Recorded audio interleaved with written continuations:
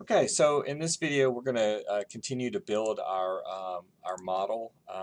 In the previous video, we essentially ran a null or no predictors model, and basically what we were doing is we were trying to break down the variation in students' math achievement into different levels. So essentially trying to determine if there was variation in student achievement that may be explained at multiple levels. So we saw that we had significant variation in the level 1 residuals. We also saw that we had significant variation between schools.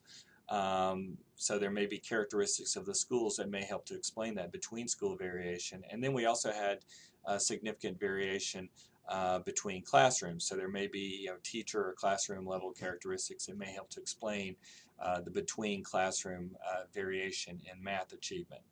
So in this case, what I'm going to depart a little bit from the layout of the presentation in this book right here on chapter 3, and just focus on adding in a level 1 predictor. So the level 1 predictor, in the previous video, I kind of went over a couple of these predictors. We talked about low SES as being a potential level 1 or student level predictor of their math achievement.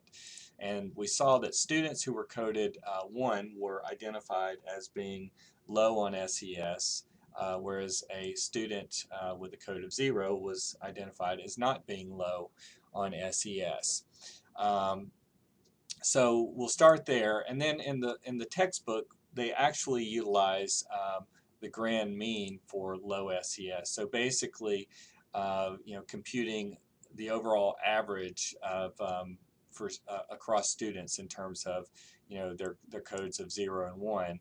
The grand mean would essentially represent the proportion of students over the entire sample across the classrooms, across the schools, identified as low SES, and so then we could actually mean center this variable right here. So I'm going to run it both ways, but when we move into our next model, we're going to be pivoting off of this variable right here to keep it consistent with the presentation in their book.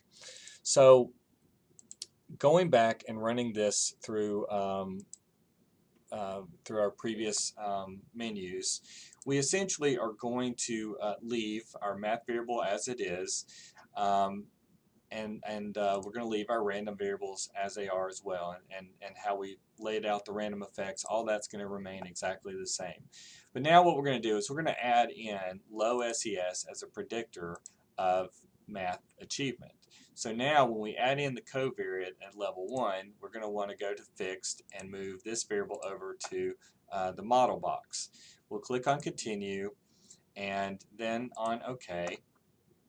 And so now we have our predictor variable that's included in the model. And so now you can see we have low SES as our predictor, and this is the regression coefficient, the fixed effect for low SES.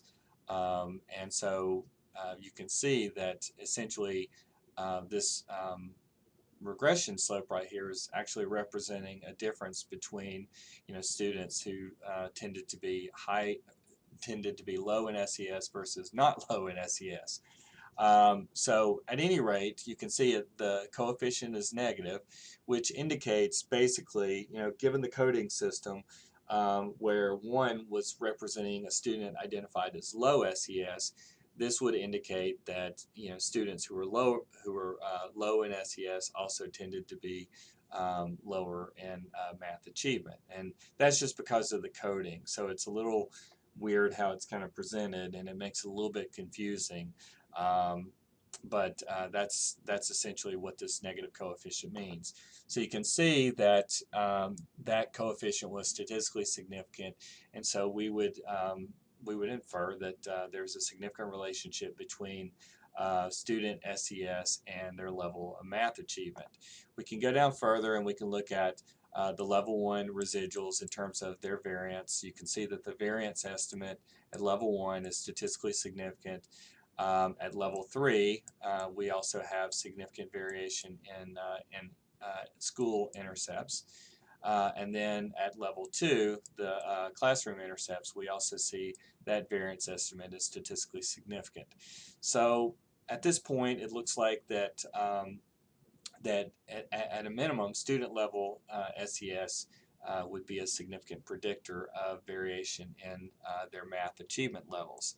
If we want to go a little bit further and just to be consistent with the presentation and the text, instead of using the uncentered low SES, we're just going to use the grand mean centered low SES variable. And so, like I said, when you're doing a grand mean centering, you're basically taking you're taking the average across all cases in the data set, and you're subtracting each student's score at level 1 from or you're subtracting that grand mean from each student's score, and that's how it's centered. So at any rate, we're going to just move this variable over to the model box and click on continue and on OK. And so you'll notice that basically what we have is essentially the same information. Again, now we have grand mean centered low SES. We have the same difference, and it's statistically significant.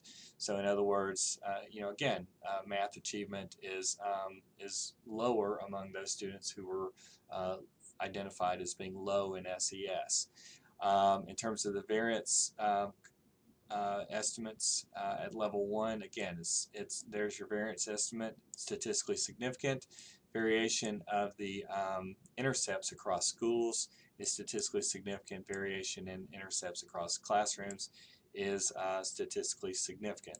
So, basically, you'll notice that, when we performed grand mean centering, it didn't affect our coefficients or variance estimates and the significance tests.